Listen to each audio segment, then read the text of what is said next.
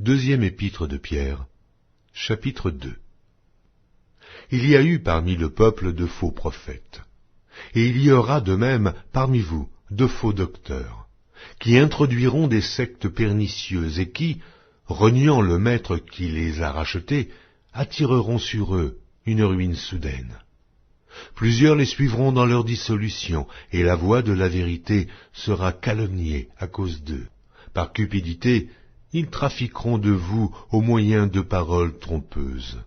Eux que menace depuis longtemps la condamnation et dont la ruine ne sommeille point.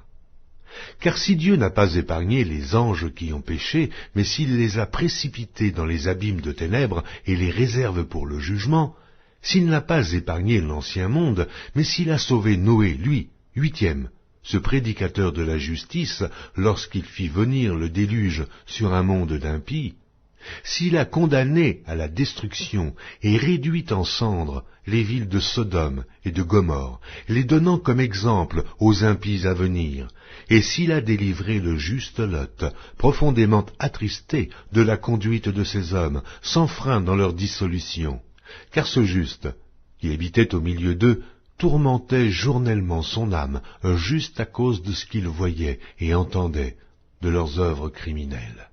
Le Seigneur s'est délivré de l'épreuve les hommes pieux, et réservé les injustes pour être punis au jour du jugement.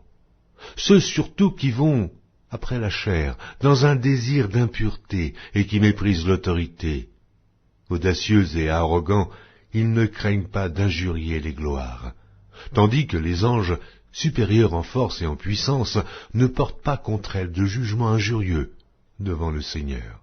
Mais eux, semblables à des brutes qui s'abandonnent à leur penchant naturel et qui sont nées pour être prises et détruites, ils parlent d'une manière injurieuse de ce qu'ils ignorent et ils périront par leur propre corruption, recevant ainsi le salaire de leur iniquité.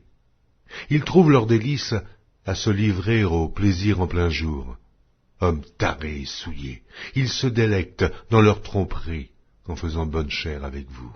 Ils ont les yeux pleins d'adultère et insatiables de péché. Ils amorcent les âmes mal affermies. Ils ont le cœur exercé à la cupidité. Ce sont des enfants de malédiction. Après avoir quitté le droit chemin, ils se sont égarés en suivant la voie de Balaam, fils de Bosor, qui aima le salaire de l'iniquité, mais qui fut repris pour sa transgression. Une ânesse muette, faisant entendre une voix d'homme, arrêta la démence du prophète. Ces gens-là sont des fontaines sans eau, des nuées que chasse un tourbillon. L'obscurité des ténèbres leur est réservée. Avec des discours enflés de vanité, ils amorcent par les convoitises de la chair, par les dissolutions, ceux qui viennent à peine d'échapper aux hommes qui vivent dans l'égarement. Ils leur promettent la liberté, quand ils sont eux-mêmes esclaves de la corruption, car chacun est esclave de ce qui a triomphé de lui.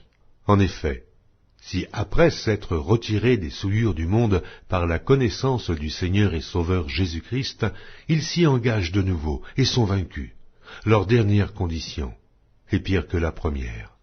Car mieux valait pour eux n'avoir pas connu la voie de la justice que de se détourner, après l'avoir connue, du saint commandement qui leur avait été donné.